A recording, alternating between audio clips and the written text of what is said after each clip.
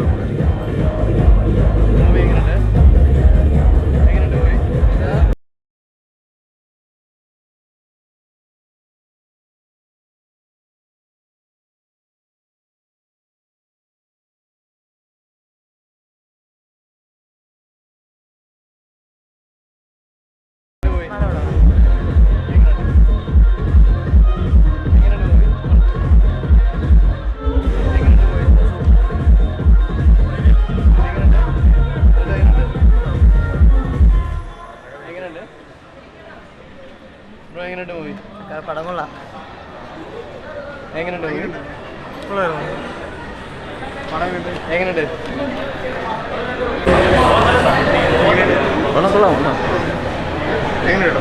ചേട്ടാ കുഴപ്പമില്ല, മോശം അടിപൊളി. എന്താ പറയുക, ഇപ്പോൾ നല്ല എനർജി ഉണ്ട്. അതെ, മാസം ഫ്രഷല്ല, അടിപൊളി അടിപൊളിയാണ്. കുഴപ്പമില്ല. നെഗറ്റീവ് പറയാൻ മാത്രമായിട്ടുള്ളൊരു സിനിമ അല്ല ഇത്. നെഗറ്റീവ് പറയാനൊന്നുമില്ല. RDXലും ഉണ്ടല്ലോ വയലൻസ് ഒക്കെ ഉണ്ടല്ലോ, അടിച്ച് ആക്രമിച്ച് വയലൻസ് കൈയൊക്കെ പൊട്ടികളയും സംഭവങ്ങളൊക്കെ ഉണ്ടല്ലോ. അങ്ങോട്ട് ആ പടങ്ങൾ വിജയിച്ചില്ല. അപ്പൊ അതുപോലെ തന്നെയാണ് ഈ കടകൻ സിനിമയിലും എടുത്തിരിക്കുന്നത്. കടകൻ സിനിമയിൽ ശരിക്കും പറഞ്ഞു കഴിഞ്ഞാൽ ഈ പെർഫോമൻസ് വൈസ് നോക്കി കഴിഞ്ഞാൽ മറ്റേ ഇതില് ഹക്കീമിന്റെ അച്ഛനായിട്ട് ഹരിശ്രീലക്ഷ്മി ചേട്ടൻ വരുന്നുണ്ട്. അതൊക്കെ നല്ല രീതിയിൽ തന്നെ വർക്കൗട്ട് ആയി പോകുന്നുണ്ട്. പിന്നെ നമ്മുടെ കുളപ്പുള്ളി ലീല ചേച്ചിയൊക്കെ അഭിനയിച്ചിട്ടുണ്ട്. ഇതിന്റെ ഡയലോഗ്സ് ഇല്ലെന്ന് തോന്നുന്നു ലീല ചേച്ചി. ഈ അശ്വിൻ ഗോക്ക് മലയാള സിനിമയ്ക്ക് നല്ലതിന് വേണ്ടിയിട്ടാണെന്ന് പറഞ്ഞു വെക്കുക. അതേസമയം ഒരു ലിജോ ജോസ് പുല്ലിശ്ശേരി അതുപോലെ തന്നെ പുള്ളിയുടെ ശിഷ്യനായ ഈ സാധാരണ പുള്ളിയുടെ റിവ്യൂ നെഗറ്റീവ് അതായത് സിനിമയ്ക്ക് ആളുകൾ കയറാറുണ്ട്. പക്ഷെ എന്നോടൊന്നും അറിയാൻ ഈ പടത്തിന് ആൾ കുറവാണ് ഇപ്പോൾ. അങ്ങനെ പറയണ്ട.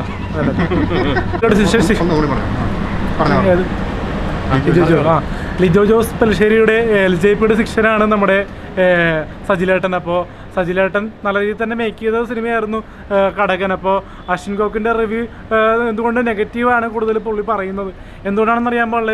യുവതാരങ്ങളുടെ ചിത്രം പ്രേമലുലു വരെ നല്ല രീതിയിൽ പറഞ്ഞു. പക്ഷേ ഇത് അടിപ്പടമായിട്ടല്ലേ എടുക്കാൻ പറ്റുള്ളൂ, ഇതിൽ വലുതായിട്ട് എടുക്കാൻ പറ്റില്ലല്ലോ. ഇത് കണ്ടുകൊണ്ടിരിക്കാൻ പറ്റുന്ന സിനിമയാണ് ഇത്. പിന്നെ ഇതിപ്പോൾ ഒരു വിവാദം ഉണ്ടായിക്കൊണ്ടിരിക്കുന്നത് നമ്മുടെ അശ്വിൻ ഗോക്കിൻ്റെ റിവ്യൂ ആണ്. അപ്പോൾ അതുകൊണ്ടാണ് ഇപ്പോൾ വരേണ്ടി വന്നത്. നേരത്തെ കണ്ടാണ് ഞാൻ. അപ്പോൾ അശ്വിൻ ഗോക്കിൻ്റെ റിവ്യൂ ഭയങ്കര മോശമായിട്ടാണ് ചിത്രത്തെ ബാധിക്കുന്നത്. അപ്പോൾ മലയാള സിനിമയിൽ അശ്വിൻ ഗോക്ക് ഭീഷണിയായി മാറുന്നുണ്ട്. അശ്വിൻ ഗോക്കാണെങ്കിലും നമ്മുടെ ഉണ്ണി വ്ളോഗാണെങ്കിലും പല സിനിമകളും മോശമായിട്ട് ചിത്രീകരിക്കുന്നത്. ഞങ്ങൾ 6-8 റിവ്യൂസ് അധികം ഒരു വേറിട്ട രീതിയിൽ എടുക്കും. പക്ഷേ അശ്വിൻ ഗോക്കിൻ്റെയൊക്കെ റിവ്യൂ കണ്ടു പോകുന്നൊരു കുറേ പേരുണ്ട്. അപ്പോൾ അതുകൊണ്ട് തന്നെ ഇത് ഒരു വെറൈറ്റി സിനിമയാണ് ഈ നമ്മുടെ കടകൻ. അപ്പോൾ ഇത് ഒരു നമ്മുടെ സ്പടികം മോഡിൽ കാണാൻ പറ്റുന്ന സിനിമയാണ്. പിന്നെ RDXലെ ഫൈറ്റ് സീക്വൻസൊക്കെ അതേപോലെ തന്നെ വേറിട്ട രീതിയിൽ തന്നെ മേക്ക് ചെയ്തിട്ടുണ്ട്. ബ്രില്യൻസോടെ തന്നെയാണ് ഇതിൻ്റെ കൊറിയോഗ്രാഫിയും മ്യൂസിക് ആണെങ്കിലും BGM ആണെങ്കിലും എടുത്തിരിക്കുന്നത്. കടകനൊരു ടെക്നിക്കൽ വൈസ് ആണെങ്കിലും എൻ്റർടൈൻമെൻറ്റ് ഉപരി ഒരു ത്രില്ലിംഗ് എക്സ്പീരിയൻസ് ആണ് നമ്മുടെ ഹക്കീമേട്ടൻ ചെയ്തിരിക്കുന്നത്. കടകനല്ലേ ഞാനിപ്പോൾ പറഞ്ഞു വെച്ചതുള്ളൂ. കാരണം ഞാനിപ്പോൾ 2ാമത്തെ തവണ സിനിമ കാണുന്നത്. കാരണം കടകൻ എന്ന് പറയുന്ന സിനിമ നമ്മൾ പഴയ ഒരു വൻ ബാനറിൽ ചിന്തിക്കാവുന്ന വലിയ പടമൊന്നുമല്ല. പക്ഷേ ആ സിനിമയ്ക്ക് വേണ്ടതായ കുറേ എലമെൻറ്റ്സ് പോസിറ്റീവായിട്ടുണ്ട്. അതിനകത്തെ നെഗറ്റീവ് മാത്രം എടുത്തിട്ടാണ് ഇന്നലെ ഇപ്പോൾ അശ്വിൻ ഗോക്കൊക്കെ പറഞ്ഞിട്ടുള്ളത്. ശരിക്കും അത് വളരെ മോശമായ കാര്യമാണ്. കാരണം എന്ന് വെച്ച് കഴിഞ്ഞാൽ തെറ്റുകുറ്റങ്ങൾ നമ്മളൊരു വ്യക്തിയെ എടുത്താലും ഒരു കലയെടുത്താലും അതിനകത്ത് ദോഷവും ഉണ്ടാവും, നല്ല വശങ്ങളും ഉണ്ടാവും. ആ നല്ല വശത്തിനെ മുഴുവനായിട്ട് അവഗണിച്ചുകൊണ്ട് മോശത്തിനെ മാത്രം നമ്മൾ ഹൈലൈറ്റ് ചെയ്ത് കഴിഞ്ഞാൽ അത് മാത്രമേ ജനങ്ങളിലേക്ക് എത്തുകയുള്ളൂ. അപ്പോൾ ഒരു 4 നല്ല കാര്യം അതിനകത്ത് കണ്ടത് വെറുതെ പറയണ്ട, കണ്ടത് പറഞ്ഞിട്ട് അതിനകത്ത് 2 അല്ലെങ്കിൽ ഒരു 6 മോശം വശം പറഞ്ഞോട്ടെ. അല്ലാതെ ടോട്ടൽ ആ പടം അട്ടർ വേസ്റ്റ് എന്നുള്ള രീതിയിലൊക്കെ സംസാരിക്കുന്നത് വളരെ മോശമാണ്. കാരണം ഇത് ഒരു വ്യവസായമാണ്. ആ വ്യവസായത്തിന് പിടിച്ചു നിൽക്കേണ്ടതായിട്ടുണ്ട്. കാണുന്നവർ കണ്ടിട്ട് അഭിപ്രായം പറയട്ടെ. ഇവരെ പോലുള്ളൊരു ആദ്യത്തെ ദിവസവും 2ാമത്തെ ദിവസവും വന്നിട്ട് ഈ വളരെ മോശമായിട്ട് പറയുമ്പം സിനിമയെ ശരിക്കും നശിപ്പിക്കുന്നതാണ്. അല്ലാതെ വേറൊരു കാര്യമുള്ളത്, ഇവരിപ്പം സിനിമയ്ക്ക് നല്ലത് വേണ്ടിയിട്ടാണെന്നാണ് പറയുന്നത്. സിനിമയ്ക്ക് നല്ലത് വേണ്ടിയിട്ടാണെങ്കിൽ അവർ അന്ന് തന്നെ നെഗറ്റീവ് ഇട്ടിട്ട് റീച്ച് നേടണമെന്നില്ല. അതിപ്പോൾ 2 ദിവസം കഴിഞ്ഞിട്ടാണെങ്കിൽ പറയാം, ആ വ്യക്തിക്ക് രണ്ടാമതൊരു പടം ചെയ്യുമ്പോൾ അവർ ചിന്തിച്ച് നല്ലതായിട്ട് മുന്നോട്ട് പോകാനാണെങ്കിൽ അന്ന് തന്നെ പറഞ്ഞ് ഇഷ്ടപ്പെടുന്ന കുറേ ജനങ്ങളിലേക്ക് പോലും നെഗറ്റീവ് എത്തിക്കാൻ വേണ്ടി അല്ല ശ്രമിക്കേണ്ടത്. ഞാൻ 4 പേര് ഒരു വീട്ടിൽ നിന്ന് സിനിമ കാണാൻ വന്നു കഴിഞ്ഞാൽ അതിനകത്ത് 3 പേർക്കും പിന്നെ 4 പേർക്കും ഒരു പല അഭിപ്രായങ്ങളായിരിക്കും. ഇപ്പോൾ 3 പേരും ഉണ്ടെങ്കിൽ 3 പേർക്കും പല അഭിപ്രായങ്ങളായിരിക്കും.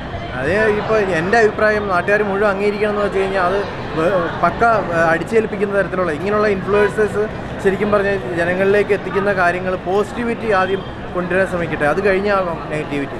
അല്ലാതെ മുഴുവൻ ഒരു പടം മുഴുവൻ വേസ്റ്റാന്ന് പറയുന്നതിൽ യാതൊരു അർത്ഥമില്ല. നല്ലതായിരുന്നു.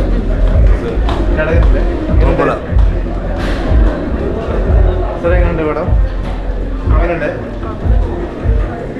എങ്ങനെയുണ്ട് പോയി? എങ്ങനെയുണ്ട് പോയി? എങ്ങനെയുണ്ട് പോയി? അടിപൊളി.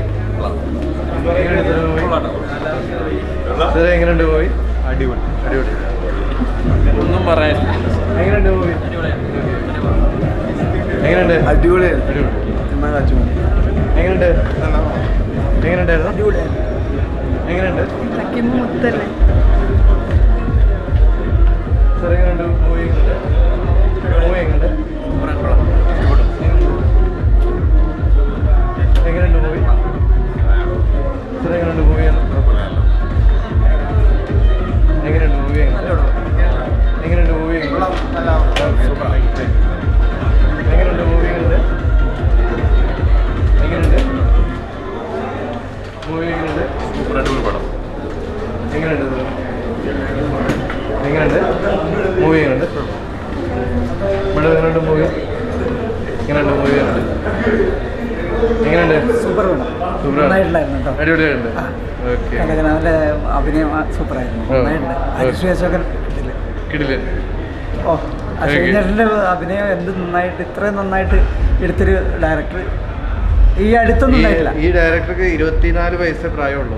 അത് നന്നായിട്ടുണ്ട്. മലപ്പുറം ഭാഷയും ആ ഒരു ശൈലി വളരെ നന്നായിട്ടുണ്ട്. Okay, thank you. Big thanks. നല്ല പടം.